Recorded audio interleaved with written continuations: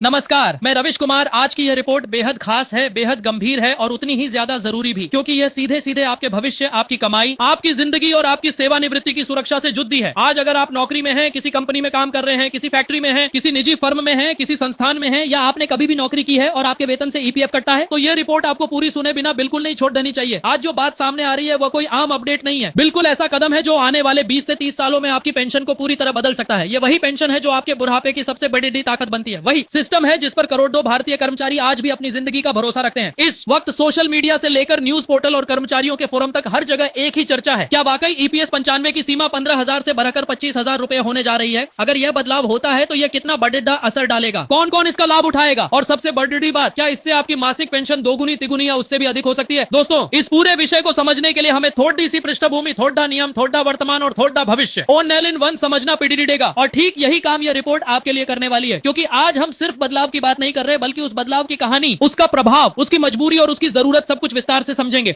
और मैं वादा करता हूं कि इस रिपोर्ट को सुनने के बाद आपको यह पूरा मामला इतनी साफ और सरल भाषा में समझ आ जाएगा कि आप भविष्य में किसी के बहकावे में नहीं आएंगे और अपनी पेंशन से जुड़े हर निर्णय को बिल्कुल आत्मविश्वास के साथ समझ पाएंगे। दोस्तों, एम्प्लॉय पेंशन स्कीम ईपीएस 95 की शुरुआत देश में कर्मचारियों को सेवानिवृत्ति के बाद एक स्थिर आय देने के लिए की गई थी। उस समय देश की आर्थिक परिस्थितियां अलग थी, मूल वेतन कम था, न्यूनतम मजदूरी कम थी, कंपनियों की संरचना अलग थी और कर्मचारी लाभों का स्वरूप भी सीमित था। इसी के चलते उस वक्त पेंशन की जो गणना थी वह कम बेसिक वेतन के आधार पर बनाई गई थी, ताकि सभी कंपनियों पर एक स्थिर और समान नियम लागू किया जा सके। लेकिन वक्त बदल गया, दुनिया बदल गई, वेतन बदल गया, महंगाई आसमान छू चुकी है, लेकिन नियम अभी भी वही पुराने हैं, जिससे कर्मचारियों पर एक अनचाहा बोझ पड़ी डीएच रहा है और उनकी पेंशन वास्तविकता के मुकाबले बहुत कम निकल कर आ रही है। ऐसे में यह बेहद जरूरी हो गया है कि ईपीएस की सीमा जो इस समय 15,000 रुपए है, उस सीमा की जो पूरे विवाद का केंद्र है, यानी 15,000 रुपए की कंट्रीब्यूशन सीलिंग, वर्तमान नियमों के अनुसार भले ही किसी कर्मचारी का बेसिक वेतन 25,000 रुपए, 30,000 रुपए या उससे भी अधिक क्यों न हो, ईपीएफओ उसके पेंशन फंड की गणना सिर्फ 15,000 रुपए के आधार पर ही करता है। इसका मतलब यह हुआ कि नियोक्ता का जो हिस्सा पेंशन फंड में जाता है, जो 8.33% होता है, वह सिर्फ 15,000 रुपए पर लागू होगा। और यही कारण है कि आज भी ईपीएस खाते में केवल 1,250 रुपए प्रतिमाह ही जमा होते हैं। आप सोचिए, 1,250 रुपए महीने, और उससे बाद में पेंशन की राशि निकालनी है तो कैसे ज्यादा पेंशन आएगी? बिल्कुल नहीं आएगी। अब बात करते हैं उस प्रस्ताव की जिसने देश के हर कर्मचारी के मन में एक आशा की किरण जगा दी है। प्रस्ताव कहता है कि ईपीएस 95 की बेसिक सीलिंग को 15,000 से बढ़ाकर 25,000 रुपए कर दिया जाए। अगर ऐसा होता है तो पेंशन फंड में हर महीने जाने वाली राशि बढ़कर लगभग 2,833 रुपए हो जाएगी। यानी हर महीने आपके पेंशन फंड में 833 रुपए ज्यादा जमा होंगे। आप समझिए, पेंशन फंड में हर महीने 833 रुपए का अतिरिक्त जमा होना सिर्फ एक छोटी सी रकम का इजाफा नहीं है, बिल्कुल 25 से 30 साल की नौकरी के दौरान यह लाखों रुपए का फर्क पैदा करेगा। यह लाखों रुपए ही आपकी भविष्य की पेंशन को मजबूत करेंगे और आपकी बढ़ती उम्र में आपका सहारा बनेंगे। अब यहाँ पर कई लोग सोच सकते हैं कि इससे उनको कितना वास्तविक फायदा होगा, तो चलिए एक उदाहरण से समझते हैं। मान लीजिए कि आपका बेसिक वेतन 30,000 रुपए है। मौजूदा नियमों के अनुसार आपके ईपीएफ खाते में कर्मचारी की तरफ से 12% यानी 3,600 रुपए जाते हैं। नियोक्ता भी 3,600 रुपए जमा करता है, लेकिन उसके योगदान का 8.33% हिस्सा ही पेंशन फंड में जाता है, जो 1,250 रुपए है। लेकिन अगर ईपीएस सीमा 25,000 रुपए हो जाती है तो यही योगदान 25,000 रुपए पर आधारित होगा। मतलब अब 25,000 रुपए का 8.33% यानी लगभग 2,833 रुपए पेंशन फंड में जमा होंगे। यानी हर महीने 833 रुपए अधिक, साल भर में हुआ लगभग 10,000 रुपए का अतिरिक्त योगदान, और 25 से 30 साल की नौकरी में यह अतिरिक्त योगदान लाखों रुपए में तब्दील हो जाता है। यही राशि भविष्य में आपकी पेंशन को बढ़ाकर आपको वास्तविक सुरक्षा प्रदान करती है। अब चलते हैं उस चर्चा पर जो इन दिनों ईपीएस 95 को लेकर अंदर खाने में जोर पकड़ी जा चुकी है। श्रम मंत्रालय और ईपीएफओ इस प्रस्ताव पर गहन मंथन कर रहे हैं। वजह साफ है, देश में मूल वेतन बढ़ा गया है, महंगाई कई गुना बढ़ चुकी है और सामाजिक सुरक्षा की अवधारणा भी अब पहले से कहीं अधिक महत्वपूर्ण हो गई है। जब दुनिया बदल रही है, देश की आर्थिक नीतियां बदल रही है, कंपनियों में एचआर सिस्टम बदल रहा है, तो फिर पेंशन की सीमा क्यों न बदली जाए? यही वजह है कि कहा जा रहा है कि ईपीएस 95 की सीमा में यह बदलाव 21 जनवरी 2026 तक लागू हो सकता है। अगर यह होता है तो यह पिछले 12 साल बाद ईपीएस में सबसे बड़ा सुधार होगा। अब बात करते हैं ईपीएस 95 सुधार को ईपीएफओ 3.0 से जोड़ देने की। ईपीएफओ 3.0 एक ऐसी योजना है जिसका मकसद है ईपीएफओ को पूरी तरह डिजिटल, आधुनिक और ऑटोमेटेड बनाना। इसके तहत 3 बड़े बदलाव हो रहे हैं। पहला है सामाजिक सुरक्षा का विस्तार, यानी ज्यादा से ज्यादा लोगों को पेंशन योजना में जोड़ देना। दूसरा है एकीकृत डिजिटल पोर्टल, जहां पीएफ, पेंशन, इंश्योरेंस सब एक ही जगह से उपलब्ध हो। तीसरा है कर्मचारियों की वित्तीय सुरक्षा को मजबूत करना, जिसमें सबसे अहम हिस्सा है पेंशन फंड की सीमा बढ़ाना, यानी ईपीएस सीमा बढ़ाने का प्रस्ताव ईपीएफओ 3.0 के सर्वाधिक महत्वपूर्ण हिस्सों में से एक माना जा रहा है। इससे सरकार का भी फायदा है और कर्मचारियों का भी। अब समझते हैं कि यह बदलाव क्यों आवश्यक है। दोस्तों, 2014 से अब तक ईपीएस की सीमा में कोई बदलाव नहीं किया गया। उस वक्त इसे 6,500 रुपए से बढ़ाकर 15,000 रुपए किया गया था। लेकिन 2014 से आज तक देश में वेतन पैटर्न बदल चुका है। निजी क्षेत्र में औसत बेसिक वेतन बढ़ा है, न्यूनतम मजदूरी बढ़ी है, महंगाई खुद 10 साल में कई गुना बढ़ी है। ऐसे में 15,000 रुपए की सीमा अब बिल्कुल पुरानी हो चुकी है। विशेषज्ञों का भी यही कहना है कि ईपीएस का असली फायदा तभी मिलेगा जब इसे वास्तविक आर्थिक स्थिति के अनुरूप बनाया जाए, और यही कारण है कि यह प्रस्ताव कर्मचारियों की अपेक्षाओं और आधुनिक युग की जरूरतों दोनों से मेल खाता है। अब बात करते हैं नियोक्ताओं यानी कंपनियों पर पेडिडिडी रहने वाले प्रभाव की। यह बात सच है कि कंपनियों को हर महीने अपने कर्मचारियों के पेंशन फंड में 833 रुपए अतिरिक्त देने होंगे, लेकिन इसके बदले में उन्हें क्या मिलेगा? मिलेगा एक संतुष्ट, भरोसेमंद और दीर्घकालिक कर्मचारी। आज कंपनियों की सबसे बड़ी समस्या है कि कर्मचारी छोड़ ढकर चले जाते हैं, लेकिन जब कर्मचारियों को यह भरोसा मिलेगा कि उनकी पेंशन ज्यादा हो रही है, उनकी सेवानिवृत्ति सुरक्षित है, तो वे लंबे समय तक कंपनी से जुड़े रहेंगे। इसका लाभ कंपनियों को सीधे सीधे मिलेगा। कम ट्रेनिंग कॉस्ट, कम टर्नओवर, ज्यादा अनुभवी कर्मचारी, ज्यादा विश्वसनीयता। इस पूरे मामले में एक कानूनी पहलू भी है। सुप्रीम कोर्ट ने अपने आदेश में साफ कहा था कि ईपीएस की सीमा बढ़ाना सरकार के अधिकार क्षेत्र में आता है और सरकार चाहे तो इस सीमा को बदल सकती है, बशर्ते यह बदलाव समानता और स्थिरता के सिद्धांतों पर आधारित हो। आज जब 10 साल से अधिक का समय बीत चुका है और देश की आर्थिक स्थिति पूरी तरह बदल गई है, तो यह बदलाव बिल्कुल आवश्यक हो चुका है। श्रम मंत्रालय की बैठकों और बोर्ड चर्चाओं में यह मुद्दा लगातार उठ रहा है और इसे तेजी से लागू किए जाने की मांग की जा रही है। अब बात करते हैं कि इसका फायदा किसको मिलेगा। इसका फायदा मिलेगा 6 करोड़ 50 लाख से ज्यादा ईपीएफओ सदस्यों को। इसमें निजी क्षेत्र के कर्मचारी, छोटे उद्यमों में काम करने वाले लोग, फैक्ट्रियों के कर्मचारी, इंडस्ट्री कर्मचारी और वे सभी लोग शामिल हैं जिनका पीएफ कटता है और जो ईपीएस 95 के पात्र हैं। यानी लगभग हर वह व्यक्ति जो नौकरी करता है और जिसके भविष्य का भरोसा पीएफ और पेंशन पर टिका है, उसके लिए यह बदलाव एक बहुत बड़ी राहत लेकर आएगा। अब जरा यह भी समझ लेते हैं कि पेंशन असल में कैसे बढ़ेगी। पेंशन एक फॉर्मूले से निकलती है। सेवा के कुल साल 160 बेसिक वेतन घट 70। जब आपके पेंशन खाते में हर महीने अधिक योगदान जाएगा तो अंतिम सेवा वर्षों में आपकी औसत बेसिक भी ज्यादा होगी और फंड की मजबूती भी बढ़ेगी। इससे आपकी पेंशन 2 गुना ही नहीं 3 गुना तक भी बढ़ सकती है। और यह छोटा सा बदलाव नहीं है, यह लाखों परिवारों के भविष्य को बदल देने वाला सुधार है। अब सोचिए, आज के समय में मासिक पेंशन 500 रुपए से लेकर 4000 रुपए के आसपास मिलती है। इतने पैसे में क्या होता है? दवा, बिजली बिल, किराना और घर का खर्च, सब कुछ मिलाकर कुछ भी नहीं बचता। ऐसे में अगर पेंशन का आधार बढ़ेगा तो जिन लोगों को आज 3500 रुपए मिल रहा है, उन्हें भविष्य में 7000 से 8000 रुपए तक मिल सकता है। जिनको 5000 रुपए मिल रहा है, वह 8000 से 10000 रुपए के करीब जा सकता है। और यही सुरक्षा, यही स्थिरता जीवन के अंतिम पीढ़ी डाव में सबसे ज्यादा मायने रखती है। अब बात करते हैं इस प्रस्ताव के लागू होने की संभावना की। सूत्रों की रिपोर्ट्स और बैठकों की चर्चाएं यह बता रही हैं कि 2026 में इसे लागू करने पर गंभीरता से विचार हो रहा है। कारण यह है कि ईपीएफओ 3.0 का लॉन्च अभी 2026 में किया जाना है और सरकार चाहती है कि जब ईपीएफओ को एक नए स्वरूप में पेश किया जाए तो पेंशन सुधार भी उसी पैकेज का हिस्सा दिया जाए। यह बदलाव एक आर्थिक सुधार नहीं, बिल्कुल एक सामाजिक क्रांति जैसा होगा, क्योंकि देश में जितने लोग पेंशन पर निर्भर रहते हैं उनमें से बड़ी संख्या ऐसे लोगों की है जिन्हें आज भी अपनी अंतिम जिंदगी में आर्थिक असुरक्षा का सामना करना पड़ी रहता है। ईपीएस सीमा बढ़ाना उन सभी लोगों के लिए जीवन भर का सहारा बनने वाला कदम साबित होगा। और दोस्तों, अगर आप ये सोच रहे हैं कि यह सिर्फ एक प्रस्ताव है और कुछ नहीं होगा, तो मैं बता दूं कि 2014 में भी बिल्कुल इसी तरह प्रस्ताव आया था और कुछ ही महीनों में उसे लागू कर दिया गया था और उस समय की परिस्थितियां आज की तुलना में कहीं सरल थीं। आज देश की अर्थव्यवस्था मजबूत है, सरकार सामाजिक सुरक्षा पर अधिक जोर दे रही है और ईपीएफओ भी अपनी डिजिटल क्षमताओं को तेजी से बढ़ा रहा है। इसलिए इस बार बदलाव की संभावना पहले से कहीं अधिक है। अब अंत में आपसे सिर्फ इतना कहना है, अगर आप ईपीएस के सदस्य हैं, अगर आप नौकरी पेशा हैं, अगर आपके परिवार में कोई भी पीएफ कटवाता है, तो आपको इस बदलाव पर निगाह रखनी होगी। ये आपकी जिंदगी का सबसे महत्वपूर्ण वित्तीय अपडेट है। अगर आपको यह जानकारी मददगार लगी, अगर आप ऐसी अपडेट सबसे पहले पाना चाहते हैं, तो ईपीएस भारत चैनल को अभी सब्सक्राइब करें, बेल आइकन दबाइए।